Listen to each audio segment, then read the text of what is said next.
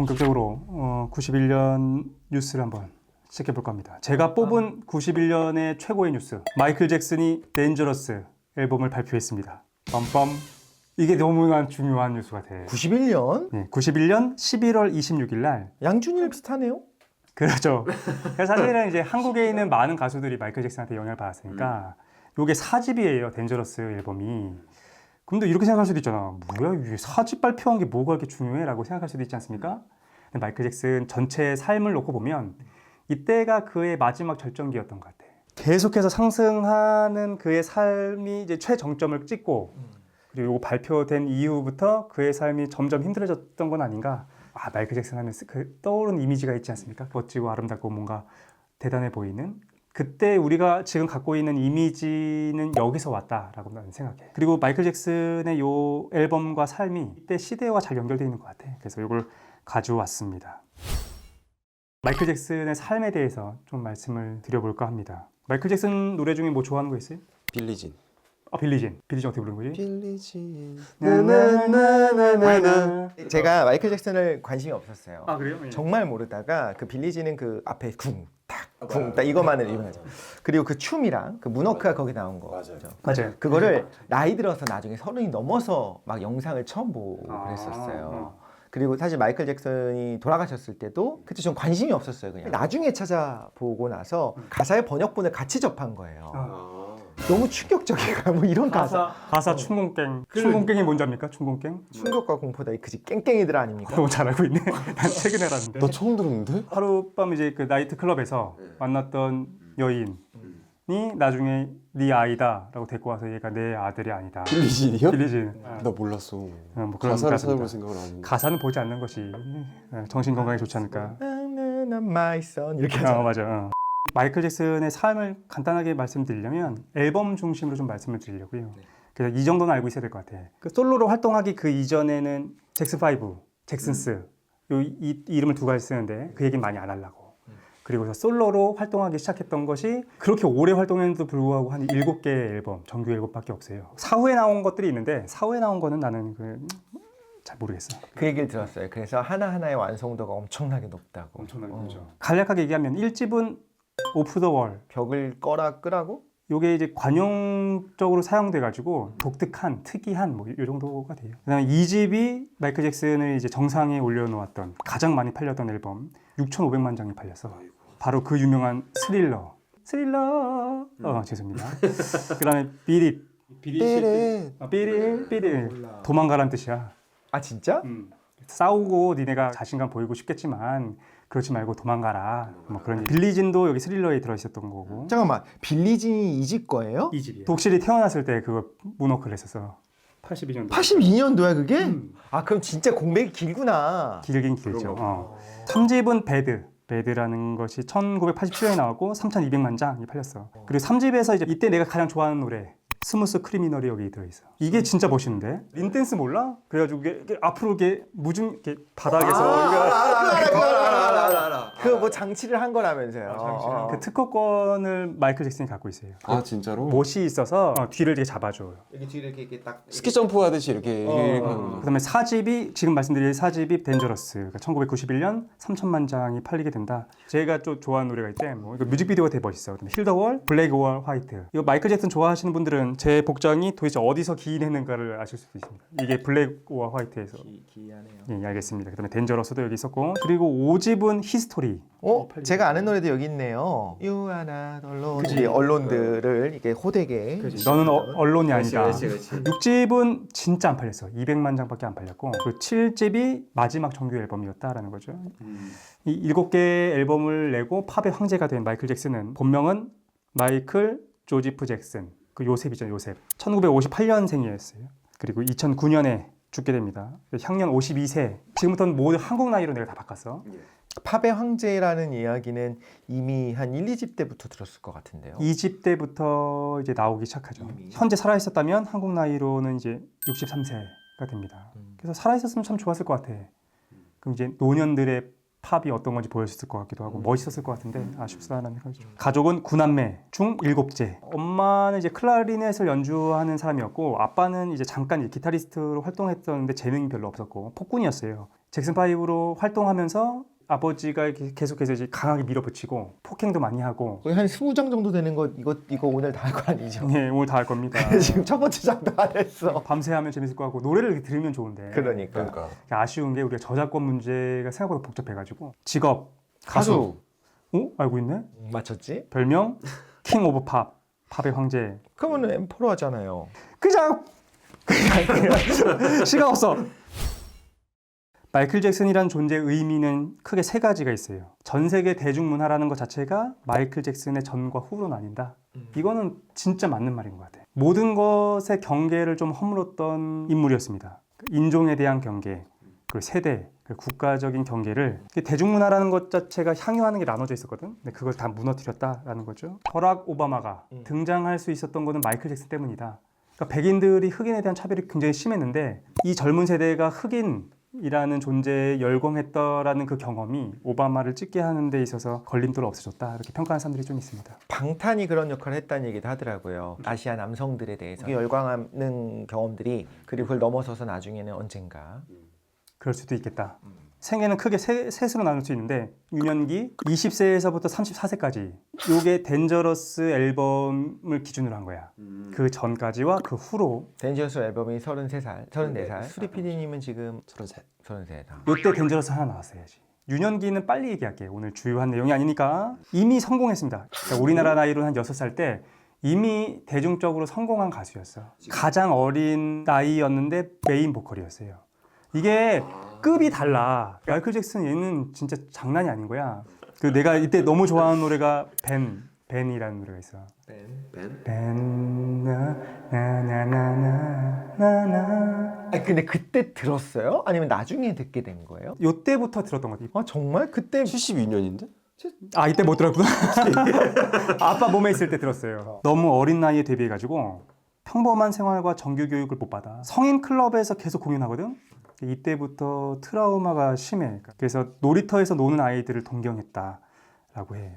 이 부분 중요합니다. 이 어린 시절을 이해하지 못하면 마이클 잭슨이 왜 나이가 들어서 그 고생을 했는지, 사람들이 오해했는지 그걸 알 수 있게 돼. 나중에 마이클 잭슨이 이런 얘기를 해. 제 인생은 내 안에서 잃어버린 어린 시절을 찾아가는 과정이었다. 마이클 잭슨의 황금기 20세에서부터 34세까지 덴저러스 앨범 전까지 한번 보면 전설적인 프로듀서 퀸시 존스를 만나가지고 이것을 계기로 솔로 앨범을 발매하게 됩니다. 오프 더 월 1979년에 발표되고 이미 원로 가수야. 21살 때 첫 앨범을 냈을 때 이미 한 15년 데뷔 15년. 15년 차는 거야. 이때 앨범 완성도가 너무너무 높아가지고 이걸로 자기가 모든 걸 다 휩쓸 수 있을 거라고 생각했는데 그래미에서 R&B 가수상 하나만 줍니다. 근데 여기서 R&B 가수상을 준 것도 서구인들은 이렇게 생각해요. 흑인이 할 수 있는 음악이 있고 백인이 할 수 있는 음악이 있다고 생각해. 그러니까 백인들은 록 아니면 팝을 할 수 있다고 생각하고 흑인들은 뭐 소울, 뭐 재즈 뭐 이런 걸 할 줄 안다고 생각한 거야. 딱 알겠네요. 네. 그러니까 왜 R&B를 줬는지 알겠지.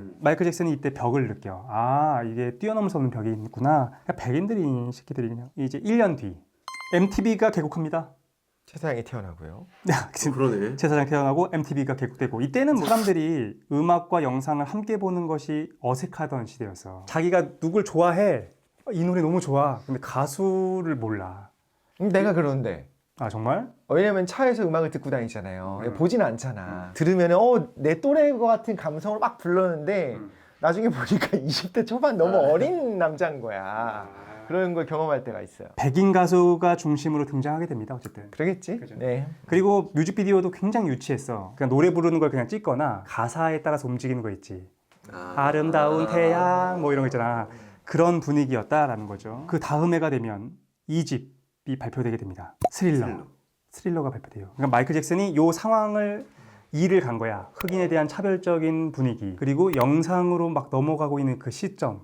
요때 칼을 갈고서 너무나 완벽한 앨범 스릴러를 발표하게 되는데 뮤직비디오 역사상 처음으로 영화처럼 나오게 돼. 한 5분 정도밖에 안 되는 음악이거든요. 근데 10분 정도로 좀비처럼 하고 나와가지고 막 하는 게 있어. 한국으로 따지면 뭐 약간 조성모 뮤직비디오 같이 막 그렇죠. 갑자기 영화 배우들이 출연하는 뮤직비디오 찍힌 것처럼 갑자기 급을 건너뛰어서 전 세계가 춘공갱에 휩싸이게 됩니다. 이게 딱 미디어 준비된 그 타이밍에 기가 막히게 또 완성도 높게 이게 튀어나온 거네요. 그렇지. 완성도 높은 사람이 완성도 높은 영상과 함께 등장하게 된 거야. 이렇게 생각할 수도 있어. 이때 6,500만 장이라는 거는 이때는 생각해보면 우리가 앨범 안 샀잖아. 다 카피했었다고. 그거에 비하면 어마어마하게 팔린 거다. 스릴러, Beat It, 그리고 빌리진, 휴먼 네이처, The Girl Is Mine 같은 노래들을 발표하게 되면서 이 앨범에 있는 7곡이 빌보드 10위 안에 들어가게 됩니다. 10위 안에 혼자 다 일곱 하는 곡이. 거죠. 37주 동안 빌보드 앨범 차트 1위에 오르게 됐다. 37주요? 예, 그렇죠. 그리고 MTV가 마이클 잭슨 때문에 폭발합니다. 개인 방송 하겠는데 개인 방송. 그리고 다음 해 모타운 25주년 공연에서 빌리진을 부르면서 최초로 문워크를 공개하게 됩니다. 그 영상은 좀 봤어요. 네, 저도. 이 전까지는 아까 얘기했던 것처럼 귀로만 많이 들었잖아. 이게 전 세계적으로 TV로 방영되게 되거든. 그래서 한 5천만 명 정도가 보게 됐다는 거야. 근데 어쨌든 문워크가 잘한다. 손가락으로. 근데 그게 문워크가 그러면 왜 나온 거예요? 빌리진 가사랑 문워크랑 무슨 상관이지? 하는 생각이 좀 들긴 드네요. 두 가지 얘기가 있어요. 이거를 어느 거리에서 춤꾼들이 춤추는 거를 보고 사왔다. 아이들이 춤추고 있는 거에서 좀 베껴왔다 이런 것도 있고. 근데 이게 4초밖에 안 돼. 문워크를 하는 초가. 그게 4초밖에 안 된다고요? 그걸 이제 전 세계 5천만 명이 보고서 충격과 공포를 느끼게 됩니다. 여러 번 저도 돌려보고 너무 신기하니까 맞아요. 그러다가 나중에 더 신기한 건 이렇게 하다가 이렇게 탁 끝으로 서요. 그것도 신기하지. 이렇게 가다가 탁 서는데 이거 어떻게 이렇게 쓰지? 막 이런 생각도. 대단해요. 그죠? 비평가인 앤서니 디커티스라는 아저씨가 있어요. 그분이 이런 얘기를 하는데 이게 되게 적절한 것 같아. 그날 이후 모든 것은 예전과 같을 순 없었다. 이제 완벽하게 대중문화라는 것이 이런 거구나 하고 방향을 잡아준 거야. 스릴러 성공의 의미, 인종, 세대, 성, 국가를 넘어서게 되고 흑인들의 자긍심이 됐습니다. 이때부터 백인들의 환호와 경계의 양가 감정이 싹트기 시작했다. 단순히 그냥 완성도 높은 음악. 제가 접하게 됐던 거는 그 한참 후에 이미 대중문화에서 팝의 황제 알게 됐는데 그 현장의 그 시대 분위기를 알아야 우리가 정확히 그 의미를 파악할 수 있잖아요. 그때 그러니까 백인들이 흑인에게 열광하기 시작한 게 최초였다는 게 저 되게 충격적이에요. 지금 알았거든요. 이 앨범은 그렇게 보수적인 그래미에서 올해의 프로듀서상, 올해의 앨범상, 최우수 R&B 보컬상 뭐 여러 가지를 했어. 8개 상을 수상하게 된다라는 거죠. 그래서 뉴욕 타임즈 기사를 가져왔는데 1984년 1월 라디오와 TV 방송국의 인종 분리적 정책을 돌파하고 있다. 스릴러는 현재 백인 청취자들의 취향에 맞추는 라디오 방송국을 비롯해 흑인 가수가 거의 나오지 않는 케이블 채널에서 방송되고 있다. 사고가 있어요. 펩시콜라 광고 촬영장에서 화재로 머리에 화상을 입게 되는 게 있고 이때부터 백반증이 악화되기 시작해. 그리고 나중에 코도 다치고 코 수술도 하게 되고 그리고 이 백반증이 전체 몸의 60%를 넘어가게 되거든. 백인이 되려고 저러고 있다. 뭐 이런 얘기들을 받게 됐고 난 사실 이 루머가 진짜인 줄 알았어. 저도요. 저 어렸을 때 그 루먼 들었던 기억이 나요. 그래서 비판하는 사람들은 있는 그대로의 삶을 왜 살지 않냐. 근데 실제로는 이제 몸에 문제가 있었던 거죠. 그리고 2년 뒤 3집 배드를 발표하게 되는 거죠. 그 배드 뮤직비디오 보십시오. 질입니다. 너무 강렬하고 남성적인 특징이 아주 강한 노래. 스무스 크리미너 너무 멋있어요. 그죠? 불러봐요. 짠짠 짜라잔. 그 저번에 빅토르 초에 불렀던 거 아니에요? 죄송합니다. 린댄스를 보고서 사람들이 또 이제 충격과 공포를 느끼기 시작하는 거죠. 그래서 앞으로 이렇게 기울여서 린이구나. 난 이거 너무 충격적이었어. 처음 봤을 때. 야 이게 어떻게 한 거지? 뒤에 뭐 그 뒤에 뭐기 끈? 그런 걸 생각했었는데 그리고 황금기 4집 덴저러스가 1991년에 발표가 됩니다. 이 잼 뮤직비디오 보면 한창 때 그 마이클 잭슨을 볼 수 있어. 마이클 조단이 역대 뮤직비디오에 나와요. 둘이 같이 농구하고 막 블랙 오어 화이트 이거 하고서 이 완장에 무슨 의미냐면 이제 전 세계에서 고통받는 아이들을 상징한다고 해. 가장 마이클 잭슨다운 마이클 잭슨이라고 저는 개인적으로 생각합니다. 많은 분들이 동의할 걸. 그리고 퀸즈 존스 대신에 직접 앨범을 총 감독하게 되죠. 덴저러스는 한국인이 가장 좋아하는 히트곡으로 선정되기도 했습니다. 다음 해에는 자선단체를 아예 설립해 월드 파운데이션을 설립해서 생활고를 겪는 아이들을 지원하고 이때부터 아이들을 그렇게 챙겼어. 그리고 전설의 1월 31일 미국 슈퍼볼 공연에서 마이클 잭슨이 공연하게 되죠. 요거 못 봤습니까? 이거 봤어요. 요건 봤지. 이거는 누구나 유명한 건데. 슈퍼볼이 그 볼이 아닌 거 아셨어요? 왜? 그거 아니에요? 슈퍼볼이 공볼. 볼. 아, 그 접시의 볼이라고요? 저 멀리 전광판에서 마이클 잭슨이 딱 나와. 그럼 사람들이 와 소리 지르잖아, 그지? 근데 반대편 전광판에서 또 마이클 잭슨이 팍 나와요. 그래서 사람들이 막 소리 지르잖아. 근데 갑자기 중앙에서 막 불꽃이 막 튀더니 마이클 잭슨이 점프해서 나옵니다. 뿅! 탁 나와. 자, 그럼 그 사람이 다른 사람이야, 다른 사람이. 다른 사람. 뿅 나오는 거 요즘에는 좀 쓰는데 이때 처음 한 거야. 그러니까 사람들이 충공갱. 그리고 나서 딱 나와가지고 봐야겠다 이거. 1분 동안 가만히 서 있어. 근데 그게 너무 멋있어. 지립니다. 와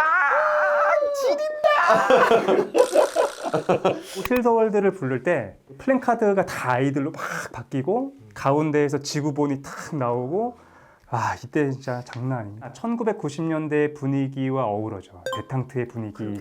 그 흑과 백을 넘어서고 전 세계가 평화가 되고 아이들이 있고 어쨌든 여기까지가 마이클 잭슨의 전성기까지에 대한 내용이었고 지금까지 얘기를 들으면 이 전성기가 끝나지 않을 것 같아요. 왜냐면 이제부터 사회운동까지 같이 가면서 더 좋은 일들을 시작하잖아요. 전혀 상상이 안 가는 것 같아요. 상상이 안 가는 상상이 거죠. 우리는 이제 멀리서 보면 이제 스타들이 화려한 인생을 살 것 같고 실제로 화려한 인생을 살았지 마음의 고통을 어떻게 겪겠구나를 가늠하기가 좀 어려운데 덴저러스 앨범 이후에 겪게 되는 걸 좀 보면서 아 이런 마음이겠구나 우리가 좀 알 수 있을 것 같아가지고 어렴풋이 어쩌면 우리가 톱스타들이 영원히 잘 나갔으면 하는 마음과 더불어 몰락하길 바라는 마음이 있지 않나라는 생각이 살짝 그것도 들어서 연관성인 좀 것 나도 그걸 생각해요. 그러니까 우리가 진짜 양가 감정을 갖는 것 같아요. 와, 저 사람이 막 잘 됐으면 좋겠다라고 생각하고 막 응원도 하고 동시에 무너지는 걸 기대하기도 하고 좀 그렇지 않나?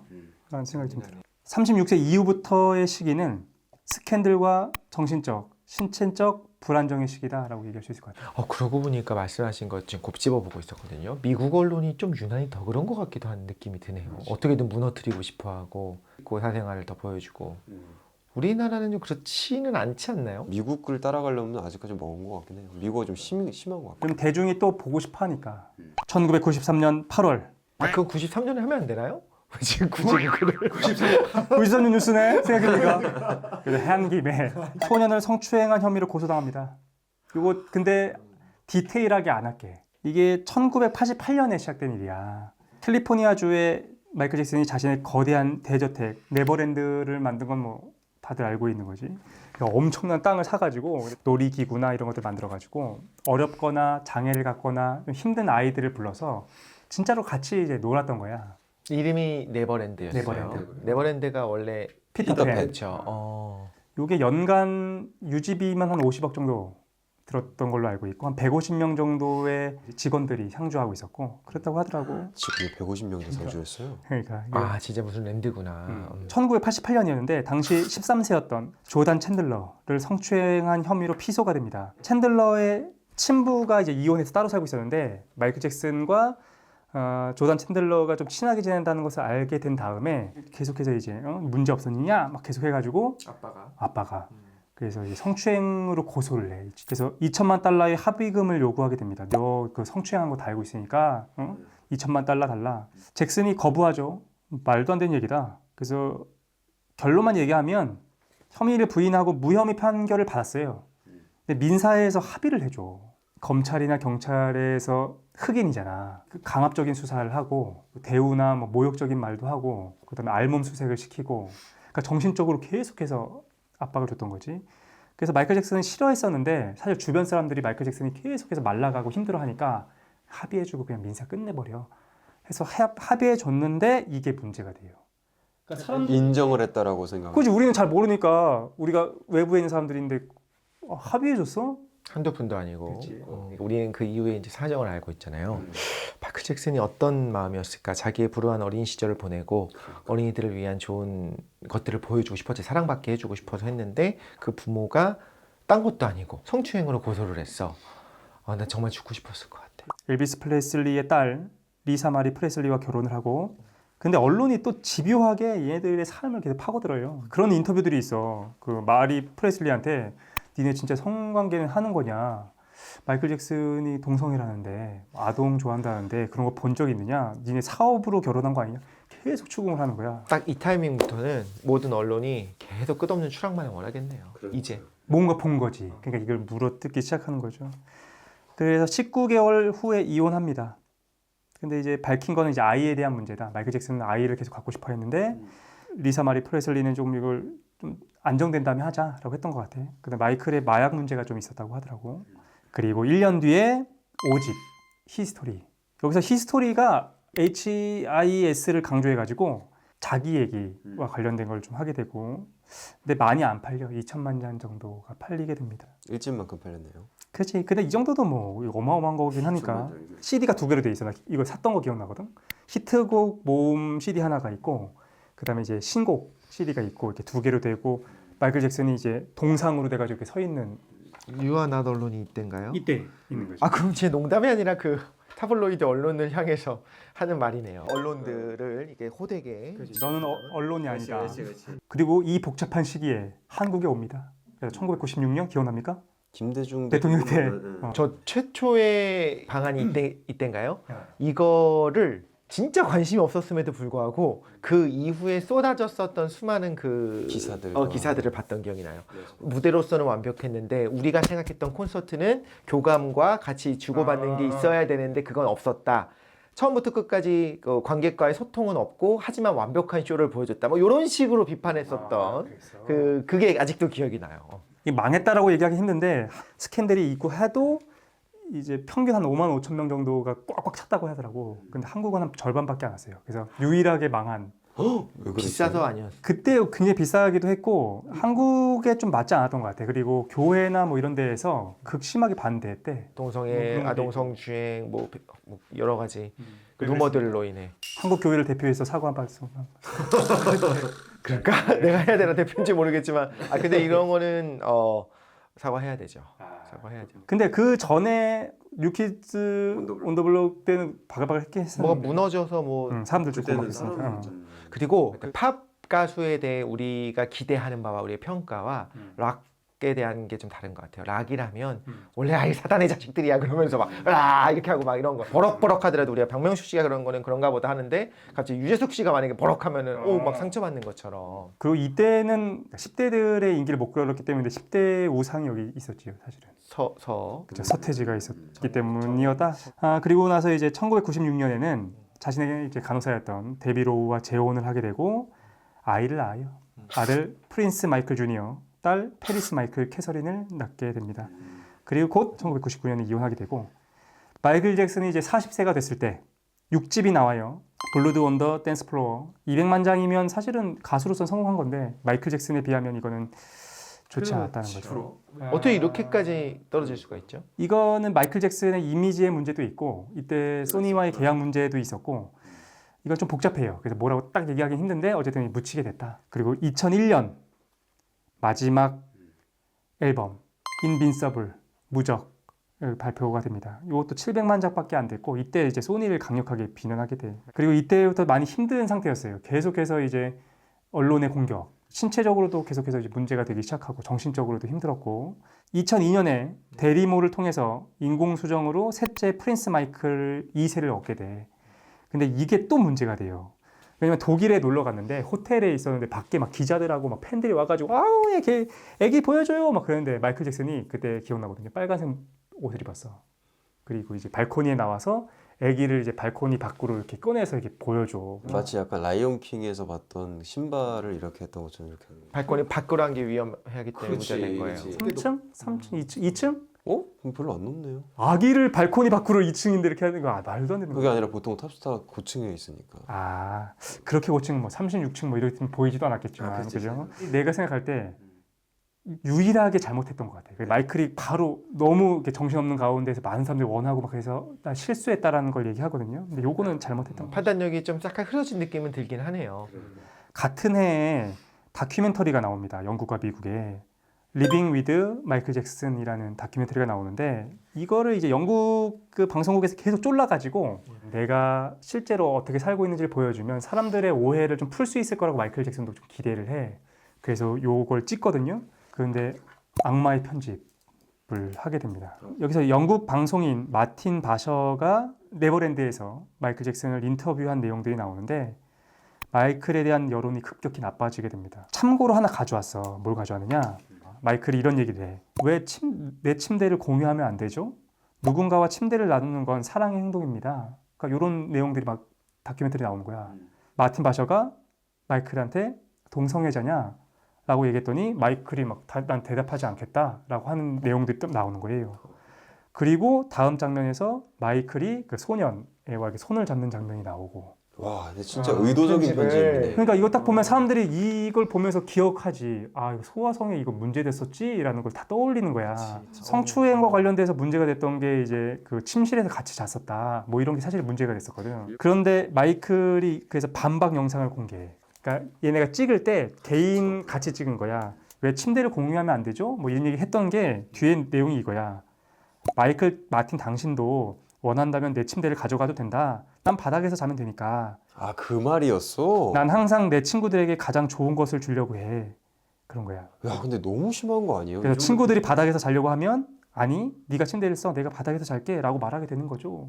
근데 이 부분을 안 듣는 거야. 정확하게 언론이 그러니까 여기 뭐 언론이라고 하고 싶지도 않네요. 여기가 방송국 뭘 안다는 생각이 드는 게 어쨌든 간에 이런 일이 있고 계속 반박 영상을 올리든 변명하든 뭐 하냐면 한쪽에서 계속 공격하는 거 한쪽에서 방어하는 그럼 우리가 그거 지켜보는 원래 평범하고 크게 관심 없는 일반 사람들이 보면 아휴 쟤또 저기 또 저런다. 그렇지. 계속 이슈 대신에 뭐가 문제가 있어. 그러니까 이미지는 어쨌든 간에 대중의 인기로 먹고 사는 스타 같은 경우에는 어쨌든 간에 계속 추락하고 추한 것만 남는 거지. 그러니까 그걸 막 밝혀내려고 하고 우리가 지난주에 맥컬리 컬킨 얘기 잠깐 했었는데 맥컬리 컬킨이 이제 마이클의 자녀들의 대부거든요. 맥컬리 컬킨이 했던 얘기 중에 내가 기억에 남는 게 뭐가 있냐면 자꾸 침실이라고 하니까 우리가 그 뭔가 에로틱한 걸 생각한다는데 컬킨이 뭐라고 얘기하냐면 마이클의 네버랜드에 있는 침실이 일반 집보다 크대. 그러니까 침대가 있으면 거기서든 애들이 와가지고 마이클 잭슨이 떨어지기 싫으니까 같이 자자. 그러면은 그냥 같이 그냥 거실처럼 있는 데서 이렇게 자는 거야. 약간 그 우리나라 문화로서는 또 애들 있는 집은 침실에 와갖고 그 침대도 팡팡 뛰어놀고 거기에 놀이터 같은 데잖아요.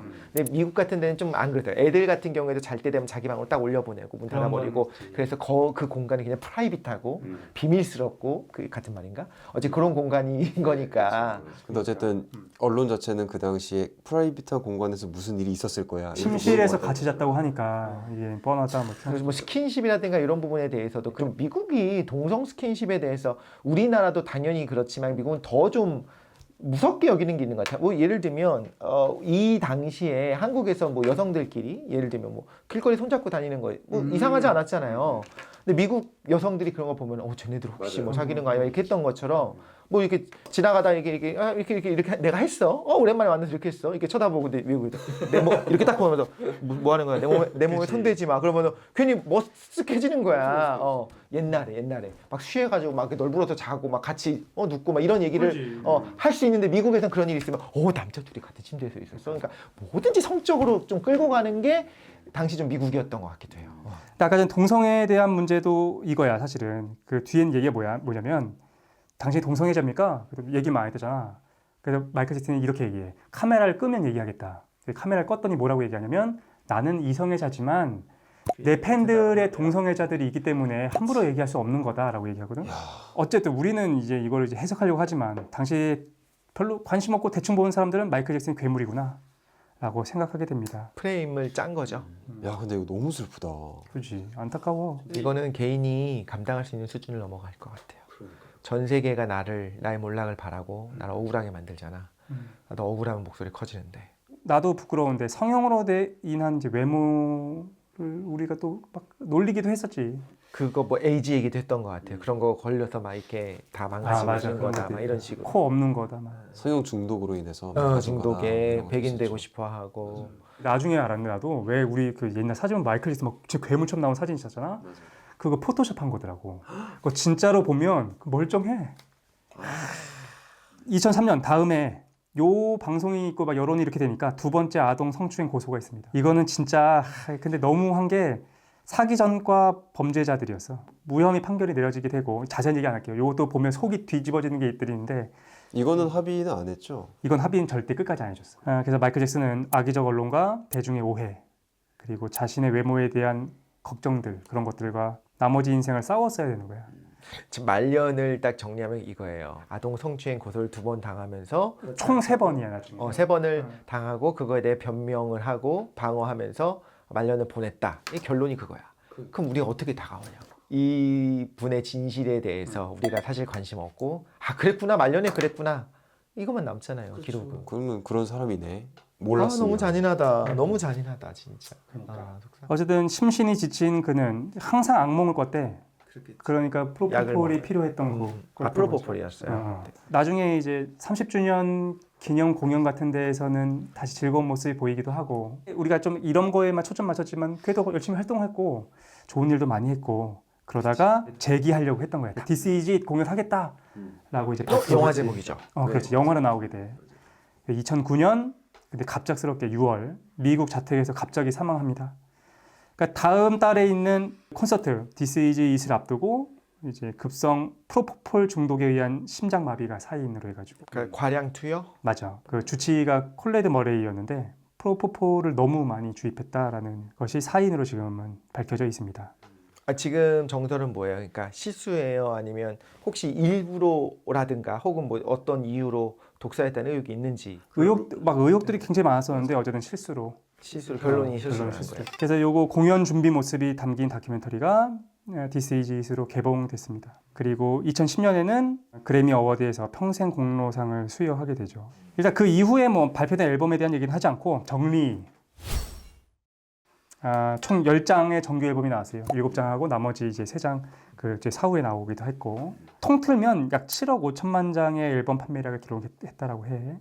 성과들을 보면 13개의 싱글이 빌보드 차트 1위에 올랐고 19개의 그래미상, 빌보드 어워드 40회 뭐 꽤 많아. 그래서 메이저 음악상에서 총 197개의 트로피를 가져갔다고 합니다. 로큰롤 명예의 전당에도 올랐고 하지만 우리가 방금 알아봤던 것처럼 그의 삶이 이제 영광만 있었던 건 아니었던 것 같다는 거죠. 백반증으로 인한 인종적 모욕, 성형수술 부작용에 대한 대중의 혐오와 희화화, 아동 성추행에 대한 의혹, 결혼생활 불화, 사생활에 대한 논란, 그래서 언제나 언론의 집중 포화의 대상이었다라는 거죠. 네, 마이클 잭슨이 언젠가 이렇게 말한 적이 있어.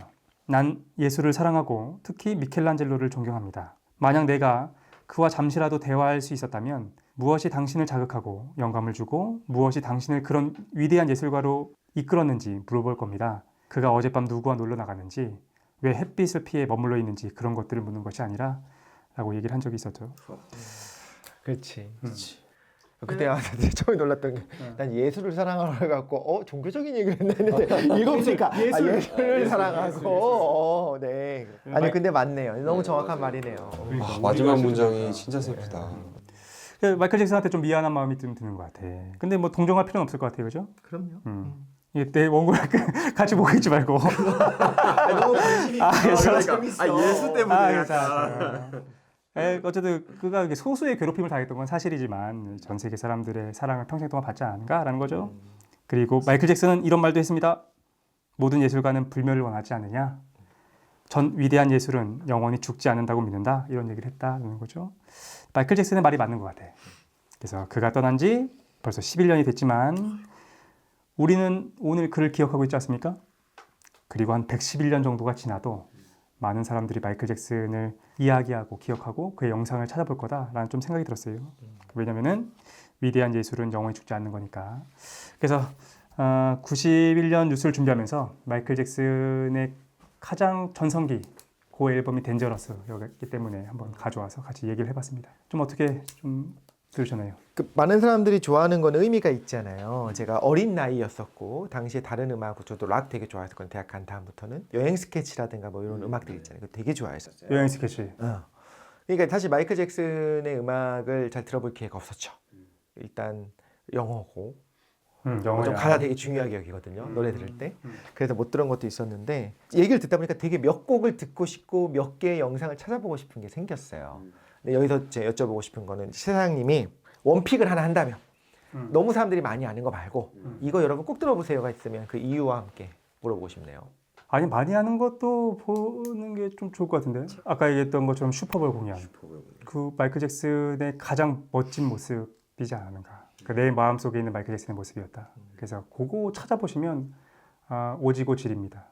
이 말씀하실 때 그 아까 중간에 살짝 나왔어요. 양준일에 대한 얘기가 나왔거든요. 제가 그 당시에 양준일 씨를 몰랐고 나중에 이제 알게 됐어요. 저 양준일 씨 나온 영상 다 찾아보는데 막 울고 그랬어요. 너무 마음이 아프면서 너무 잘 됐고 응원하고 싶어서. 근데 지금 얘기를 처음 듣다 보니까 지금 양준일이라고 그냥 할게요. 우리가 연예인들 그렇게 부르니까. 근데 그 양준일의 영상을 찾아보면서 지금 그 당시 태어나지도 않았던 분들이 너무 덕질을 하게 됐어요. 이런 영상들 보면서 저도 되게 흐뭇하고 좋으면서 우리 안에 있는 선한 것들을 거기서 봤어요. 이렇게 선한 사람이고 실제로 그분은 그런 게 보일 때 더 응원하고 싶고 단지 시대를 앞서갔다 뿐만이 아니라 그 사람에 대한 이제 우리가 호감이 생긴 거잖아요. 그래서 저는 그때 되게 좋았거든요. 그리고 비슷하게 미스터 트롯인가 응원하는 글들 댓글 남겨주시는데 막 맞춤법도 다 틀려 그러면서 내가 70살인데 올해로 70살인데 누구를 보면서 너무 그 너무 저 보면서 사람이 너무 따뜻하다고 느끼고 되게 감동을 했었어요. 그리고 아 그분들이 이렇게 찾아볼 수 있는 일종의 70살, 80살인 할머니, 할아버지가 덕질할 수 있는 환경이 이제 갖춰진 거예요. 얼마나 좋아 이게. 그렇네. 그분들이 영상 찾아보면서 응원하고 그랬는데 오늘 이야기를 들으면서 딱 대척점에 서 있는 반대, 자극적인 걸 원하고 탑스타의 몰락을 바라는 사람들의 모습, 그 양가 감정을 다시 한번 겪고 내 안에 그런 게 없었을까 생각했을 때 내 안에도 막연히 마이클 잭슨 내가 뭘 알아 전혀 모르는데도 불구하고 그 안 좋은 소식을 들었을 때는 단지 자극적인 거로 끝나는 게 아니라 거봐 그럴 줄 알았어 왠지 그러니까. 개뿔 모르면서 이런 것도 반성하게 되고 조금 속상하네요. 그리고 우리가 이걸 어떻게 싸워 나가야 될지에 대한 어떤 고민도 좀 해야 될 것 같고 여러 가지로 좀 의미 있었습니다. 수리 PD님 어떻게? 저도 그랬던 것 같아요. 저는 마이클 잭슨이 강압적으로 나 진짜 이런 사람이라니까 하면서 똑같이 이렇게 좀 폭력적으로 대응할 수도 있었을 그럴 힘을 가지고 있는 사람인데도 불구하고 그러지 않았다. 그게 너무 슬프게 다가가지고 좀 가슴이 좀 찡하네요. 마이클 잭슨 그래서 우리가 생각하는 것보다 좀 더 괜찮은 사람이고 노래도 좀 더 괜찮고 춤도 멋있고 덕질할 만한 게 생겼습니다. 그래서 좀 심심하시다.